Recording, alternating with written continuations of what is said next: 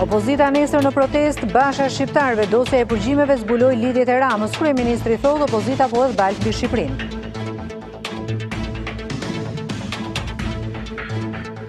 Përgjimet e dosjes 339, Doni Kaprela akuza për prokurorët e çështjes nuk i zbardhën të plota përgjimet brenda dosjes voluminoze edhe krimet të tjera veç atij elektoral. Ikin investitorët e huaj nga Shqipëria, probleme me monopolet dhe korrupsionin, qeveria shqiptare pranon shqetësimet, luftë informalitetit.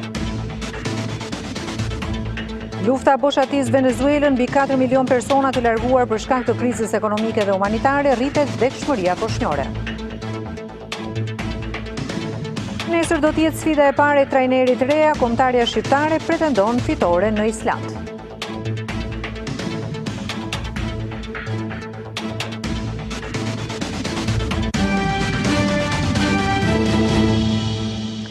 Të nderuar teleshikues, mirëmbrëma, ju përshëndes nga edicioni qendror i lajmeve në Radio Televizionin Ora. Ditën e shtunë, opozita do të zhvillojë protestën e radhës në kryeqytet. Pas kthimit nga Gjermania, Lulzim Basha ka kërkuar pjesëmarrje masive, duke u shprehur se përgjimet e Durrësit zbuluan lidhjet e qeverisë me krimin. Megjithatë, Monika Kryemadhi, e Lëvizjes Socialiste për Integrim, ka kërkuar pjesëmarrje masive, por duke i qëndruar larg dhunës. Kryetari i Partisë Demokratike Lulzim Basha, pas kthimit nga vizita në Gjermani, ka theksuar edhe një herë se opozita nuk tërhiqet nga kërkesat e bëra. Për mediat, Basha u shpreh se nuk mund të ketë zgjedhje të lira në kohën kur Rama ka lidhje të afërta me botën e krimit. Lidhjet e Edi Ramës me krimin janë shumë të hershme se sa kur u bë kryeministër. Këto lidhje kanë filluar që në kohën kur ishte kryebashkiak i Tiranës dhe e ktheu qytetin në një lavatriçe gjigande ku u pastruan për vite parat e trafiqeve dhe të krimit. Madje Basha thekson se përgjimet e Durrësit flasin qartë për këtë lidhje. Në Durrës sot nuk ka më asnjë dallim dhe asnjë vijë ndarëse mes krimit dhe Partisë Socialiste dhe institucioneve të pushtetit që kontrollon Partia Socialiste. Bandat janë shtabe elektorale të Partisë Socialiste. Ndaj edhe një herë ai bëri thirrje për pjesëmarrje në protestën e radhës. Sytë e botës janë drejtuar nga ne. Për të parë se si ne, si vend, si popull i bashkuar rreth vlerave, do ta zgjidhim këtë krizë të rëndë që ka pllakosur. Takime me mbështetësit ka zhvilluar dhe kryetaria e LSI-s Monika Kryemadhi, të cilëve u ka bërë thirrje për pjesëmarrje, por duke shmangur dhunën. Një ditë para protestës së 8 kombëtare të opozitës, policia ka marrë ashtu si çdo herë masat për mbarvajtjen e saj. Për më shumë detaje do të kemi tani në lidhje të drejtë për drejtë përpara kryeministrisë, gazetaren tonë Rovena Neziri. Rovena, përshëndetje. Mirëmbrëma Beti, ashtu siç e thatë dhe ju, masat për protestën e 8 kombëtare të opozitës që pritet zhvillohet nesër në orën 7, në orën 19, kanë filluar që një ditë më përpara. Në fakt, rreth 30 minuta më parë ka përfunduar edhe vendosja e fletëve metalike në derën hyrëse të kryeministrisë, ndërsa ka vijuar edhe pastrimi i kamerave për të patur mundësinë që ato të kenë një pamje sa më të qartë të protestuesve gjatë ditës së nesërme. Edhe shtyllat janë lyer me graso që sot, për të shmangur kështu në të gjitha mënyrat, çdo tentativë të mundshme për të dëmtuar kamerat që ndodhen rreth e qark kryeministrisë. Nga ana tjetër, po mund vazhdosh. Nga ana tjetër, përfaqësuesit të Partisë Demokratike thonë që simbolika e protestës së nesërme do të jetë pikërisht përgjimet që kanë nxjerrë prestigjozja gjermane Bild, qoftë në pankartat e forumit rinor të Partisë Demokratike, qoftë edhe në projektorin që shfaqet në murin e kryeministrisë. Rovena, krerët e opozitës kanë paralajmëruar se ajo e nesërmja do të jetë ndoshta protesta më e madhe organizuar nga opozita gjatë gjithë këtyre muajve. Ke ndonjë informacion se sa do të jetë numri i policëve të angazhuar? Në fakt, numri i efektive që do të angazhohen në protestën e nesërme pritet që jetë rreth 1500 efektiv policie, por nga ana tjetër është dhe një numër tjetër i konsiderueshëm që qëndron në gatishmëri për çdo përplasje që mund të arrihet në protest. Pra, mendohet që ky numër mund të arrijë deri në 1700 efektiv policie të angazhuar në këtë protestë. Mirë, të falenderoj për këtë lidhje të drejtë për drejtë Rovena Neziri, ndërkaq kryeministri Edi Rama i cilëson sulmet e opozitës për gjimet e publikuara nga mediat e huaja për dosjen 339. Madje duke ju referuar prestigjozes Bild, ai shprehet se dosja i është dhënë prej Partisë Demokratike. Sa i përket ndërkombëtarëve, kryeministri në takim me banorët e Tiranës shton se është opozita që po hedh balt.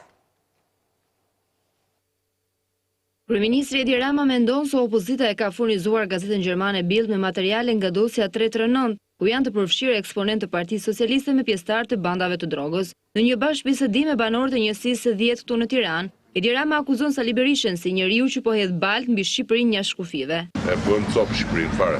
Paguajnë, bëjnë hidh artikuj te, hidh artikuj andej, të gjithë kanë pas opozit, asnjë shtet tjetër nuk ka fat keqësinë ke Saliun, skandalos fare. Pak orë para protestës së 8 kombëtare të opozitës, kreu i qeverisë thekson se zgjedhjet do të mbahen me 3 Qershor. Patjetër do të bëjë, po filloi kjo lojë, nuk mbaron më. Ajo bëhet film, bëm në 2017 atë marrëveshjen që u futën qeveri këta. Pa aft, pa lidhje fare, jepja dhe herë, ta fillojnë prapë muhabetin nga e pare, sikur s'ka ndodhur asgjë, kthehen prapë mbrapa. Edhe kryebashkiaku i Tiranës Erion Velia e shpreh se në asnjë vend të botës nuk ndosin në Shqipëri, ku opozita nuk do zgjedhjet. Çdo vend botës opozita mezi pret t'i afrojë. Kurse këtu është komplet e punë, si çdo gjë në gjë. Në lidhje me situatën e Shqipërisë, kryeministri Edi Rama ka dhënë një intervistë për revistën italiane Oggi, ku ndër të tjera shpreh se Bashkimi Evropian është i vetmi vend ku Shqipëria do të gjejë paqe dhe programi më i madh politik që vendi ynë ka imagjinuar. Në fund të bisedës, Rama thotë se pavarësisht se Shqipëria përflitet si vendi ku mbretëron krimi organizuar, Italia zë vendin e parë. Por kancelaria gjermane Angela Merkel ka vendosur refuzimin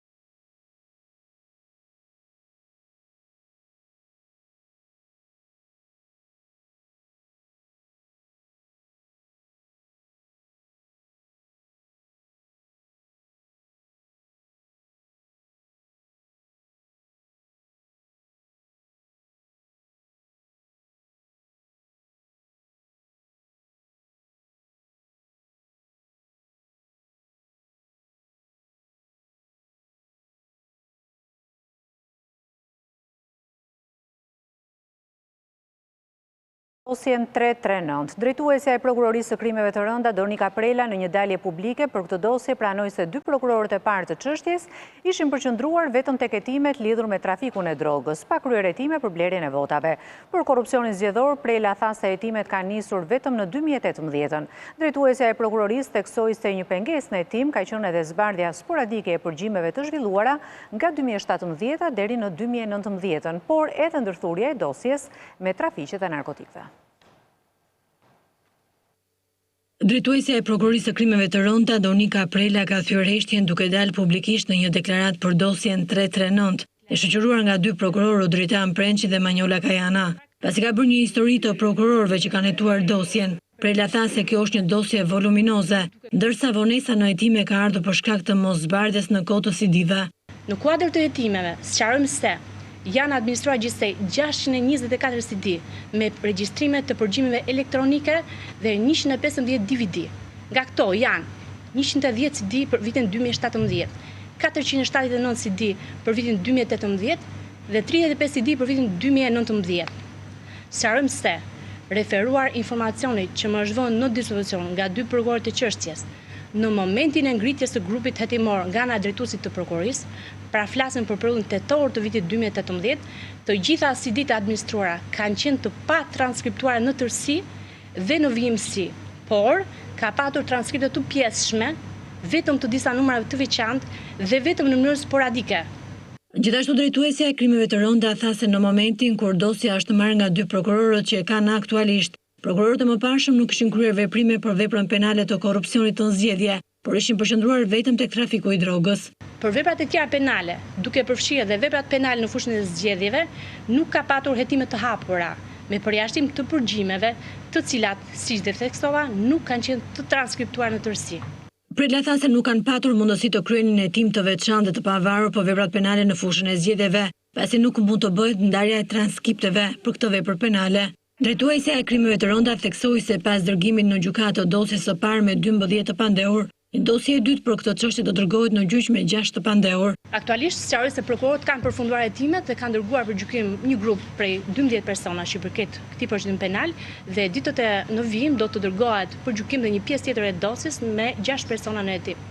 Drejtuesja e krimeve të rënda tha se paralelisht po hetohet dhe për nxjerrje të sekretit, por nuk dha detaje nëse ka apo jo persona të dyshuar. Në momentin që do të ketë një konkludim të saktë, jeni të sigurt se do t'ju jepet informacione të duhura.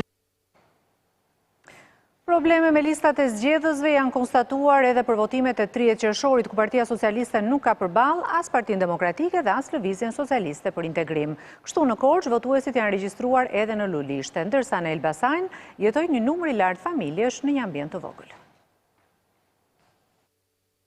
10% e zgjedhësve për votimet e 30 qershorit rezultojnë se janë me probleme. Audituesi i angazhuar prej Komisionit Qendror të Zgjedhjeve ka paraqitur konstatimet në një raport posaçëm ku thekson ndryshimin e adresave. Ai nënvizon se janë mbi 350.000 raste ku në një kohë të shkurtër ju është ndryshuar vendi i banimit, ndërsa brenda pak muajsh janë verifikuar adresat e rreth 284.000 votuesve dhe 47.000 banesave. Në këto kushte, audituesi Zamir Hoxha shprehet se probleme konstatohen në 10%, çka cënon besueshmërinë e listës. Edhe pse Partia Socialiste kandidon e vetme në 33 bashki të vendit, sërish janë konstatuar raste të regjistrimit një numri të lartë banorësh në një ndërtesë. Madje edhe lulishtet janë deklaruar si godin banimi. Në Korçë, 1051 votues janë të regjistruar në adresën e Fakultetit të Shkencave të Natyrës dhe Humane, ndërsa 495 raste të tjerë janë të regjistruar në një lulishtet qytetit. Po ashtu në qytetin e Durrësit, 944 zgjedhës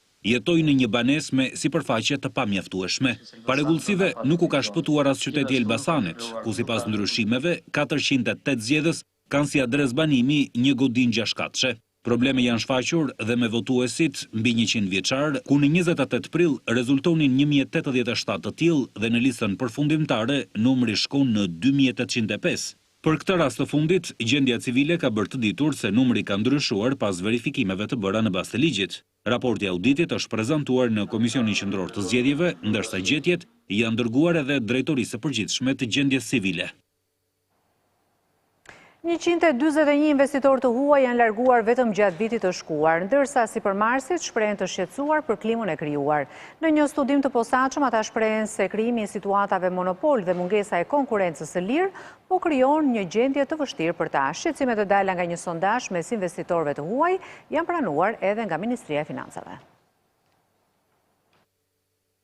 Klima e të bërit biznes në Shqipëri mbetet e vështirë. Shoqata e investitorëve të huaj ka bërë një vëzhgim për vitin 2019, ku rezulton se në pjesën e parë të këtij viti situata nuk ka qenë pozitive. Pengesë kryesore rezultojnë të jenë krijimi i monopoleve dhe konkurrenca e pandershme, korrupsioni, burokracitë qeveritare dhe ekonomia informale. Investitorët e huaj, kryesisht nga vendet e Bashkimit Evropian që operojnë në vendin tonë, kanë një perceptim negativ sidomos për situatën politike. Këto probleme janë pranuar edhe nga Ministrja e Ekonomisë dhe Financave Anila Denaj, e cila u shpreh se objektivi i qeverisë mbetet lufta ndaj informalitetit. Disa nga perceptimet janë perceptime të drejta, të cilat kryesisht ndikojnë në klimën e biznesit dhe në konkurencën e ndershme. Kush është shqetësimi i tyre kryesisht është që rregullat e lojës janë qarta dhe informaliteti ulet. Ky është edhe objektivi jon, prandaj gjetëm një dialog të mirë. Vetëm pak ditë më parë, Instat publikoi të dhëna të cilat tregojnë se investitorët evropian mbyllën aktivitetet dhe u larguan nga Shqipëria. Sipas të dhënave të Instat, gjatë vitit 2018 kanë mbyllur aktivitetin në vendin tonë 141 ndërmarrje që u përkasin investitorëve të huaj. Në total, në vendin tonë gjatë 2018-s numëroheshin 6259 biznese aktive me pronësi të huaj, nga të cilat 4056 ishin nga vendet e Bashkimit Evropian. Shtëpia e njërit prej antarëve të familjes Taulau në Lushnjë, të njohur si rival të grupit të Aldo Bares, u sulmua me eksploziv dje në mbrëmje. Banesa është në pronësi të Albert Taulait, i cili është larguar jashtë vendit me familjen pas atentatit që i bën vitin e kaluar vëllait të tij me precedent. Një shtëpi në pronësi të antarëve të familjes Taulau në Lushnjë, të njohur si rivalët më të fortë të Aldo Bares, u sulmua me eksploziv. Lënda plase është hedhur në oborin e banesës në lagjen Loni Dhamo, në pronësi të Albert Taulaut, vëllait të Sajmir dhe Baki Taulaut. Nga shpërthimi pati vetëm dëme materiale, pasi në këtë banesë nuk jeton njeri prej disa kohësh. Antarët e familjes mësohet se janë larguar jashtë vendit që pas atentateve që i bën Sajmir Taulaut në vitin 2018 në Lushnjë. 47 vjeçari u sulmua herën e fundit në një prej bizneseve të familjes Taulau në rreth rrotullimin e plugut. Ky i fundit njihet si person me precedent penal, ndërsa në vitin 2005 vëllai i tyre Baki Taulau u vra në një ngjarje për të cilën ata akuzuan bandën e Aldo Bares. Konfliktet mes tyre kanë nisur në vitin 1997, kur banda e Aldo Bares kishte influencë të fortë në qytet. Prej asaj kohe ka pasur një sëri ngjarjesh që janë lidhur me përplasjen e familjes Taulau me grupin e Bares. Në lidhje me Tritol-vënien, policia e Lushnjës ka ngritur disa pista, por burimet thonë se ende nuk kanë dalë me një përfundim. Veç dyshimeve për një sulm ndaj familjes Taulau, shpërthimi po hetohet si një mesazh edhe për një biznes që operon në të njëjtën ndërtesë. Në funksion të hetimit, mëngjesin e sotëm u morën edhe dëshmitë e banorëve të tjerë të zonës, por nuk dihet sa ato do t'i shërbejnë zbardhjes së Tritol-vënies. Një familje me 5 antarë në zonën e Tërmetit në Flojsh të Korçës është rikthyer me lot në sy në shtëpinë e rënuar. Të sëmur dhe në gjendje të rënduar psikologjike, antarët e familjes së Edmond Tramollit shpresojnë që shtëpia të rimëkëmbet në shtator, siç u është premtuar nga qeveria. 5 antarët e familjes së Edmond Tramollit nga Flojshi i Korçës shpërthyen në lot kur bashkë me një grup xhirimi të radio televizionit Ora u rikthyen në shtëpinë e shkatëruar nga tërmeti. Shumë e dhimbshme se kam punuar burri fëmija të rjetën për këtë shtëpi. Ndërtesa ka pësuar dëmtime që në themel, ndërsa brenda thuaj se çdo gjë është shkatëruar. Unë në shtëpi ju gjendjen e shihni, të futem kam frikë. Të sëmur dhe në gjendje të rënduar psikologjike, tregojnë panikun që përjetuan brenda atyre mureve, ku tashmë shohin vetëm rënojat. Gruaja rrinte ande djali ashtu, gjersa e oqi. Vetëm do ta kenë të pamundur për ta rindërtuar, ndaj syt e shpresat, tashmë i kanë tek premtimi i qeverisë se në shtator do të kenë çati të re mbi kokë. Të rrezikojmë jetën, të rrimë në shtëpi tona këtu ku janë të rënuara dhe në zemra. Prandaj qeveria duhet i marrë masat një orë e më parë. Thonë se aty ishte puna e një jete, por janë falenderues që pas të gjithës shpëtuan kokën. E mbulovi kokën aty se pandevi, edhe nga që tronditja, ashtu së vanë, bende tapte derën e nuk kapshe. 65 banesa rezultojnë të dëmtuara totalisht në fshatin Floq, ndërsa më shumë se 95 të tjera janë të dëmtuara.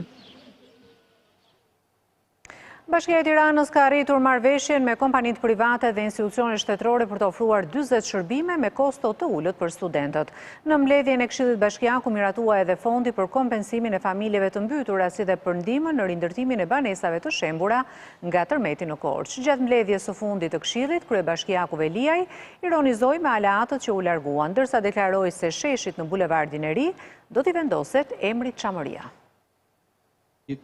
Në Tiranë, karta e studentit do të jetë në funksion prej Qershorit. Këshilli Bashkiak i Tiranës ka miratuar listën me 40 shërbime nga të cilat do të përfitojnë të rinjt. Do të kemi dhe disa stacione tjera ku studentët mund të marrin këto shërbime. Pretendojmë që deri në fund të verës të shkojë deri në 100 shërbime publike dhe private. Një tjetër vendim i mbledhjes së fundit për këtë këshill bashkiak është dhe dhënia e fondit për dëmet që kanë pësuar 155 familjet e përmbytura në bregun e Lumit. Në këtë rast Velia i theksoi se projekte si Unaza apo zgjatimi i bulevardit nuk do të ndalen. Shumë prej tyre ndërtime pa leje, shumë prej tyre ndërtime në shtrat Lumit. Besoj që për aq solidaritet sa kemi treguar me të gjithë, me leje pa leje, kur dikush është dëmtuar ne do japim një kontribut. Bashkia e Tiranës i është përgjigjer pozitivisht ftesës së kryeministrit për të dhënë ndihmë në rindërtimin e banesave të shembura nga tërmeti në Korçë.